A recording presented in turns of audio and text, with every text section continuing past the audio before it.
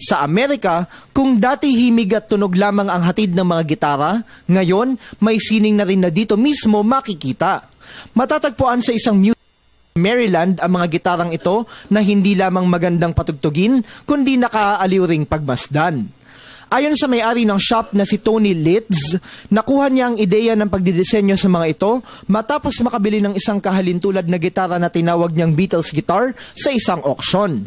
Dito naisip niyang magsagawa ng isang paligsahan sa pagdidisenyo ng mga gitara.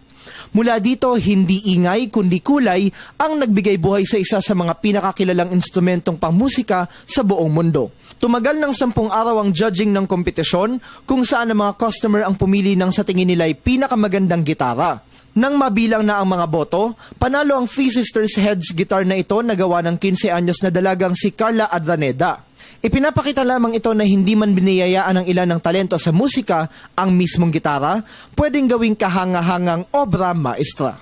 Para sa Telebisyon ng Bayan, Benj Bondo.